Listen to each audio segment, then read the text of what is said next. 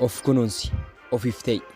Yoo ofiif ta'an malee nama biraaf ta'uun hin jiru waan ta'eef. Yoo yaa akkam jirtu jaallatamtoonni fi kabajamtoonni hordoftoota koo Horoon Inspire warri taatan bakki isin jirtanitti gammachuu quufti milkaa'inni nageenyi jaalalli tokkummaan isiniif haa baay'atu kanan jedhu hana obboleessa keessan Dinaariyaati.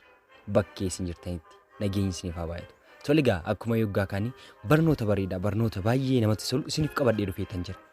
Amma barnoota dhuma kootti na faana turan affeerraa kiyya. Tole egaa mata dureen barnoota keenyarraa of kunuunsi, of eegi, ofiif ta'i kan jedhudha jechuudha.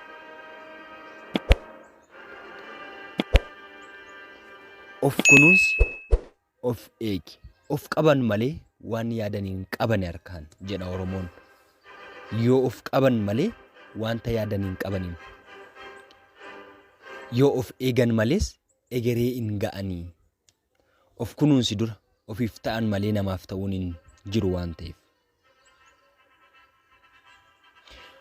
Waa qabachuu yoo barbaade dursi of qabadhu. Waa qabu yoo barbaade dursitee yoo of qabdedha kan milkootu.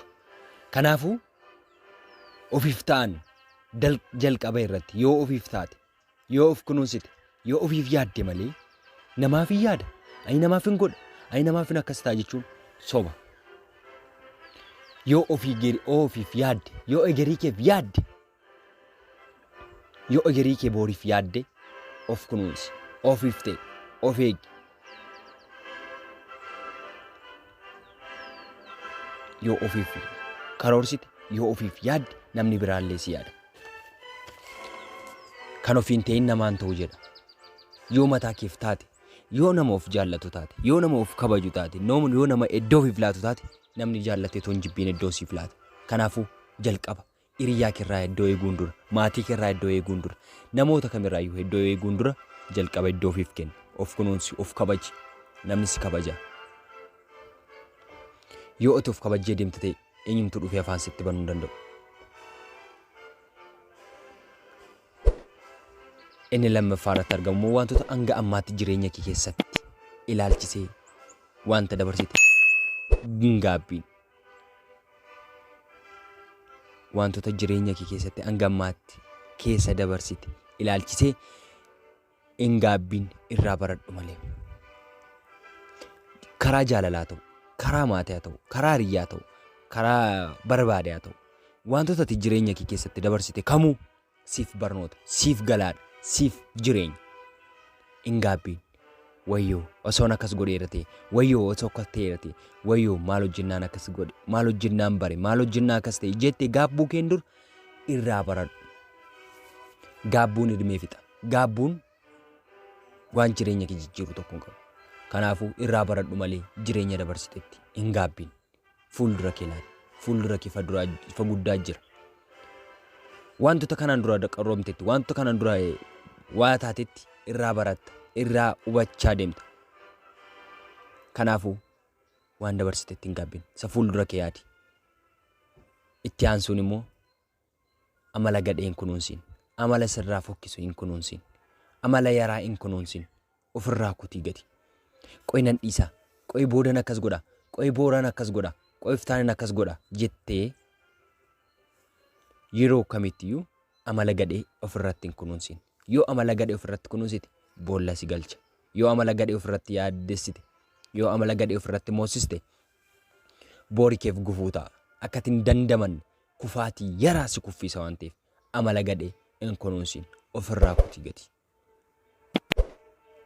Maaliif yoo jette jireenya kee boora irratti miidhaa guddaa geessisuu danda'a waan ta'eef.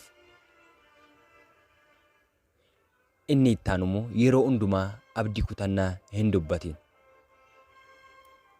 Yeroo hundumaa abdii kutannaa hin dubbatin. Maaliif yoo jenne yeroo baay'ee abdii kutannaa dubbanna taanaan, abdii waan nu kutachiisu dubbanna taanaan yeroo hundumaa sababa akkanaatiin jechoota negatiivlii ta'an, jechoota baay'ee badoo ta'an, jechoota baay'ee marzii ta'an yookaan immoo summii ta'an ofirratti dubbanna taanaan jiraatti akka muka rirmaan nyaatamee taana. Osoo hin beekin kan lafaan dhaabne qofa fagara. Kanaafuu yeroo hundumaa jechoota abdii kutannaa hin dubbatin ofirratti. Anaaf dhumeera. Ani bakka hin dandeenye. ani jijjiiramuu hin danda'u anaaf guddinni hin ta'u wayini akkasan ta'e akkana ta'uuf hin jira jennee jechoota negatiivli ofirratti dubbanna taanaan dhugaan siin jedha akka muka jirma guddaa rirmi keessaan duwwaa godheedha.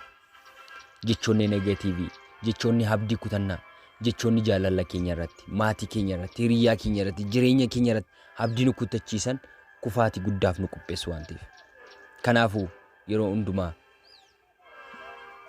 abdii si kuchisiisan jechoota abdii si kuchisiisan ofirratti hin dubbatin. Kanaafuu yeroo hundumaatti ati injifataa ta'e mee gaaffii tokkoon si gaafadha. Injifannoo ati hanga ammaatti raawwatte siif gahaadhaa? Injifannoo ati hanga ammaatti argatte kun siif gahaadhaa? Iddoo ati amma geessee jirtu kun dhumatti iddoo dhumaa keetii? Iddoo ati amma geessee jirtu kun iddoo dhumaati. Kanaa booda milkaa'ina hin barbaaddu? Kanaa booda guddina hin barbaaddu? Eeyyeen deebii jedhudha yoo taate lakkoofsa warra lubbuun jiranii keessa jirta malee sammuun kee warra du'an keessa jira.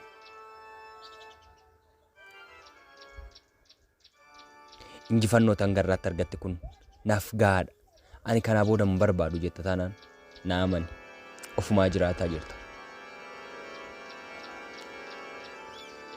Nan danda'a jennee injifannoon tokko irratti hin dhaabatu yookaan tokko irratti hin goolabamu. Itti fufinsaan kan dhufudha malee. Akkasiin barnoota har'aa baay'ee barattan abdii guddaan qabu. Bakki isin jirtanitti gammachuu qofti milkaa'inni isiniif haa baay'atu. Turtii gaarii.